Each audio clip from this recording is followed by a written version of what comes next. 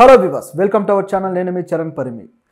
ఏపీలో కొత్తగా ఇసుక పాలసీ కొత్తదొకటి వచ్చింది. సో ఈ ఇసుక పాలసీ ప్రస్తుతానికైతే ప్రజలకు, వినియోగదారులకు అందరికీ ఆమోదయోగ్యంగా అలాగే సంతృప్తికరంగా ఉంది. సో ఆ పాలసీ ఏంటి, గత పాలసీకి సంబంధించి వీటి మధ్య ఒక డిఫరెన్సెస్ ఏంటి, ప్రజలు ఏ విధంగా ఇబ్బంది పడ్డారు, ఇప్పుడు ఏ విధంగా లాభం చేకూరబోతుంది అనేది మనం ఒకసారి గమనిద్దాం. గత పాలసీ అయితే చాలా ఘోరంగా, అన్యాయంగా ప్రజల నుంచి డబ్బులు దండుకోవడానికి అన్నట్టుగా తయారైంది. సో గతంలో వైసీపీ ప్రభుత్వంలో ఇసుక పాలసీ అనేది వేల రూపాయలు, ఒక ట్రక్ వచ్చేసి వేల రూపాయలు వసూలు చేసుకొని బాగుపడ్డ పరిస్థితి ఉంది. అలాగే కొంతమంది దళారుల చేతుల్లో పెట్టి ప్రభుత్వ భూములు అలాగే నదీ పరివాహక ప్రాంతాలని అన్యాయంగా వాళ్ళకి ఇచ్చిన పరిధిని దాటి కూడా అన్యాయంగా దాంట్లోంచి ఇసుక తీసుకువెళ్ళిపోయి ఒక పెద్ద దోపిడీ మాఫియా జరిగింది. సో దీన్ని అడ్డుకోవడానికి ప్రభుత్వ వ్యవస్థలు సరిగ్గా పనిచేయలేదు, అలాగే పోలీసులు సరిగా పనిచేయలేదు. సో ఎవరూ చేయలేదు. దీనివల్ల గత ప్రభుత్వంలో ఈ భవన నిర్మాణ శాఖ కావచ్చు, భవన నిర్మాణ ఏదైతే ఆ రంగం ఉందో అది మామూలుగానే అసంఘటిత రంగం. అలాంటి అసంఘటిత రంగం కూడా కుదేలైపోయి అక్కడ వర్కర్స్ కావచ్చు, ఈ మొత్తం ఈ భవన నిర్మాణ కార్మికులంతా కూడా చాలా ఇబ్బందులు పడ్డ పరిస్థితులు ఎదుర్కొన్నారు. ఇలాంటి టైంలో ఇక దాన్ని తిరిగి బెటర్ చేసే అవకాశం కూడా ప్రభుత్వం అవకాశం ఉన్నా కూడా తీసుకోలేదు. మొత్తం ఇసుక పాలసీ మొత్తాన్ని ప్రభుత్వం తన చేతుల్లో పెట్టుకొని ఇష్టారాజ్యంగా పరిపాలించి మొత్తానికి అంతా కుంటుపడిచింది. సో గతంలో ఆ రియల్ ఎస్టేట్ కావచ్చు, అన్ని శాఖలు కూడా దెబ్బతిన్నాయి గత ప్రభుత్వం పరిధిలో. అయితే ఇప్పుడు చూసుకుంటే కొత్త ఇసుక పాలసీ తీసుకొచ్చింది కూటమి ప్రభుత్వం. అయితే ఈ పాలసీ మాత్రం చాలా నీట్గా ఉంది. సో దీంట్లో కొన్ని రెగ్యులేషన్ పద్ధతులు కానీ ఇవన్నీ కూడా చాలా చక్కగా అమర్చారు. అయితే ఇది ఎంతవరకు బాగా అమలవుతుందో చూడాలి. సో ఈ పాలసీలో ఏముందంటే, ఈ కొత్త ఇసుక పాలసీలో వినియోగదారులు ఎవరైనా సరే వాళ్ళు మొదటగా సచివాలయంలో వాళ్ళకు ఇసుక ఎంత కావాలి ఏంటి అనేది బుక్ చేసుకోవాలన్నమాట. సో అలా బుక్ చేసుకున్న తరువాత వీళ్ళు లారీ ఎవరైతే రవాణా చేస్తారో ఆ లారీ వాళ్ళకి ఇవ్వడం జరుగుతుంది. అంటే వాళ్ళకు వీళ్ళే ఇన్ఫార్మ్ చేస్తే అక్కడ నుంచి ఒకరు వస్తారనమాట. అంటే ఈ లారీలకు సంబంధించి రవాణా వ్యవస్థ ఏదైతే ఉందో ఈ లారీ ఓనర్లు కూడా దీంట్లో మెంబర్షిప్ తీసుకొని ఉండాలి. సో ఆ విధంగా అంటే లైక్ మనం ఎలాగైతే స్విగ్గీ, జొమాటోలో ఆర్డర్ పెడితే అది హోటల్ నుంచి వీళ్ళు తీసుకొని వస్తారో ఆ టైప్లో అనమాట. సో మనం ఒకటి ఆర్డర్ పెడితే అది వీళ్ళు తీసుకొని వస్తారు. దీనికి ఛార్జ్ మాత్రం మన దగ్గర నుంచి వసూలు చేస్తారు.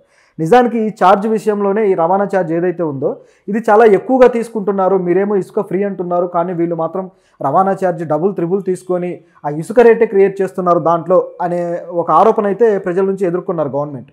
సో దీనికి చెక్ పెట్టడం కోసం చంద్రబాబు గారు ఇప్పుడు కొత్తగా ఈ నిర్ణయం తీసుకున్నారనమాట. మీరు ఏదైతే ఆ డబ్బులు ఛార్జెస్ చెల్లించాలో అవి మీరు ఎక్కువ చెల్లించకుండా మీకు లాభం చేకూరేలా, అంటే మీరు నష్టపోకుండా మేము చర్యలు తీసుకుంటాము. సో దానికి తగ్గట్టే మేము ఒక యాప్ తీసుకొస్తున్నామని చెప్పారు. సో ఈ యాప్ కూడా ఒక వెబ్సైట్ అనమాట.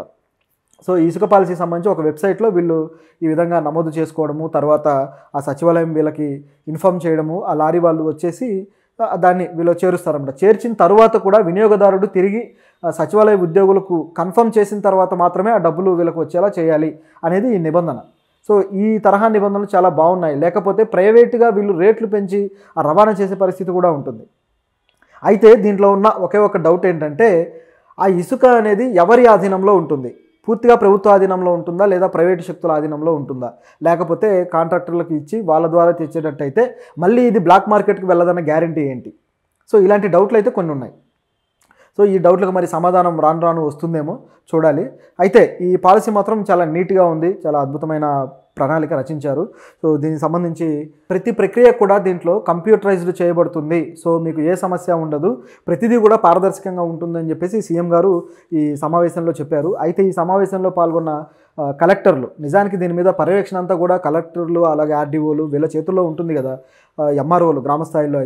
అయితే ఇప్పుడు ఏదైతే ఇది లీజులకు ఇస్తుంటారో ఆ ఇసుక ఎక్కడి నుంచి అయితే తెస్తూ ఉంటారో ముడి సరుకు, సో ఆ ప్రాంతంలో ఉన్న కలెక్టర్లు సిన్సియర్గా పనిచేయకపోతే, ఇది మీకు పనిచేయడం చేత కాకపోతే మీరు చెప్పండి, నేను వెంటనే మిమ్మల్ని బదిలీ చేస్తాను అని చెప్పేసి చాలా సీరియస్ వార్నింగ్ ఇచ్చాడు. సో కలెక్టర్ల మీద మరి ఆయనకి ఇంత కోపం ఎందుకు వచ్చిందో తెలియదు. ఎందుకంటే చాలామంది కలెక్టర్లను ఏరుకోరి వేరే ప్రాంతాల నుంచి తెచ్చుకున్నారు.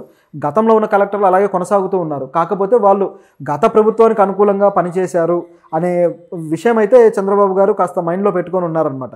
కాబట్టి ఈ ప్రభుత్వ పాలసీల ప్రకారం వీళ్ళు పనిచేస్తారా లేదా, ఈ ప్రభుత్వానికి వీళ్ళు ఒబిడియంట్గా ఉంటారా లేదా అన్న డౌట్ ఆయనకు వచ్చిందేమో తెలియదు. సో ఈ విధంగా అనడం జరిగింది. సో కలెక్టర్లు అయితే మరి వాళ్ళ డ్యూటీలే మొత్తం సవ్యంగా పనిచేయించడం, నిజానికి ఈ లంచాలు కావచ్చు ఇలాంటి ప్రలోభాలు ఎవరు పెట్టకుండా ఉంటే వాళ్ళు ఇంకా సిన్సియర్గా పనిచేస్తారు. నిజానికి ప్రలోభాలు పెట్టేదే రాజకీయ నాయకులు. మాకు ఆ పని చేసి పెట్టండి, ఈ పని చేసి పెట్టండి అని వీళ్ళు ప్రలోభ పెట్టి వాళ్ళని అవినీతి పరులుగా మారుస్తారు. ఎవరికైనా స్వతహాగా అవినీతి చేసేయాలని ఎందుకుంటుంది? సో ఈ విధంగా తయారైందనమాట. అయితే ఈ సిస్టమ్ అయితే చాలా బాగుంది. సిన్సియర్గా ప్రభుత్వం ఒక అడ్వైస్ చేసింది. దీంతోపాటు మరొక విషయం కూడా మాట్లాడుకుందాం. ఇసుకదే కాకుండా మరొకటి ఏంటంటే ఉపాధ్యాయులకు సంబంధించి మరో విషయం ఉంది.